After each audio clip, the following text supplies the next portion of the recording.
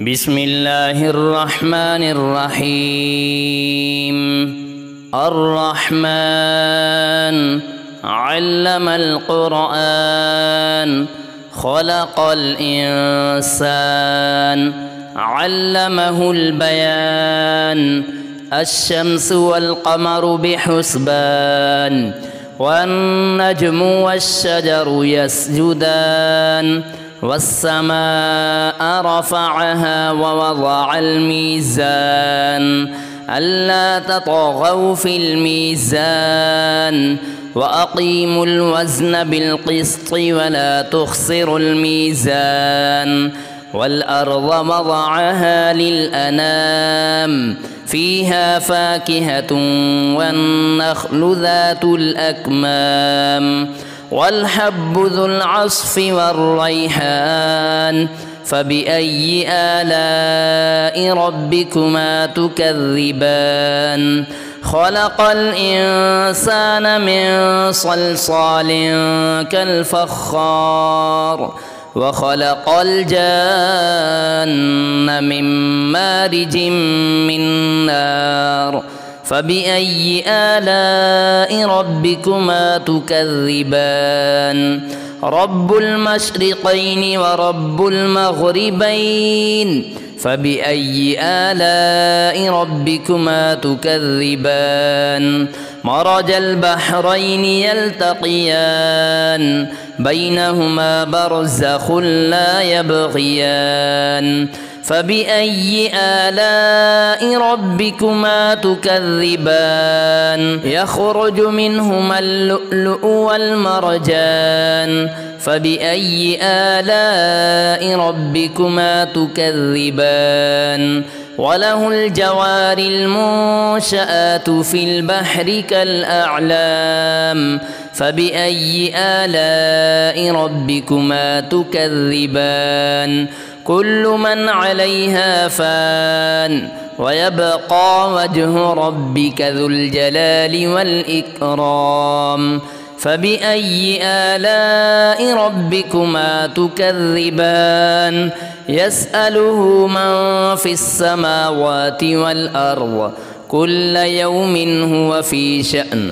فبأي آلاء ربكما تكذبان؟ سنفرغ لكم أيها الثقلان. فبأي آلاء ربكما تكذبان؟ يا معشر الجن والإنس إن استطعتم أن تنفذوا من أقطار السماوات والأرض فانفذوا لا تنفذون إلا بسلطان. فبأي آلاء ربكما تكذبان؟ يرسل عليكما شواظ من نار ونحاس فلا تنتصران. فبأي آلاء ربكما تكذبان؟ فإذا انشقت السماء فكانت وردة كالدهان. فبأي آلاء ربكما تكذبان؟ فيومئذ لا يسأل عن ذنبه إنس ولا جان. فبأي آلاء ربكما تكذبان؟ يعرف المجرمون بسيماهم فيؤخذ بالنواصي والأقدام. فبأي آلاء ربكما تكذبان؟ هذه جهنم التي يكذب بها المجرمون يطوفون بينها وبين حميم آن. فبأي آلاء ربكما تكذبان؟ ولمن خاف مقام ربه جنتان.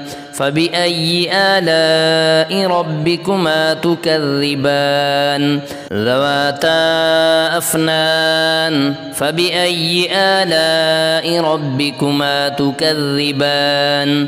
فيهما عينان تجريان فبأي آلاء ربكما تكذبان فيهما من كل فاكهة زوجان فبأي آلاء ربكما تكذبان متكئين على فرش بطائنها من استبرق وجنى الجنتين دان فبأي آلاء ربكما تكذبان فيهن قاصرات الطرف لم يطمثهن إنس قبلهم ولا جان فبأي آلاء ربكما تكذبان كأنهن الياقوت والمرجان فبأي آلاء ربكما تكذبان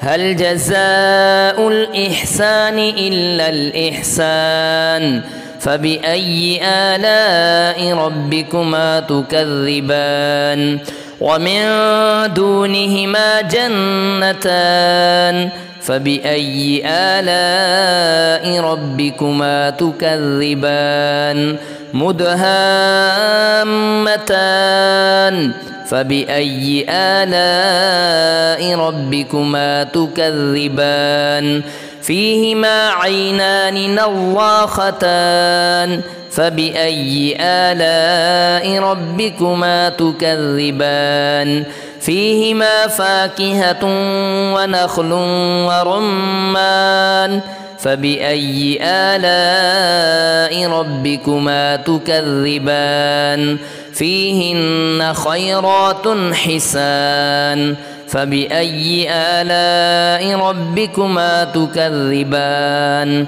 حور مقصورات في الخيام فبأي آلاء ربكما تكذبان لم يطمثهن إنس قبلهم ولا جان فبأي آلاء ربكما تكذبان متكئين على رفرف خضر وعبقري حسان فبأي آلاء ربكما تكذبان تبارك اسم ربك ذي الجلال والإكرام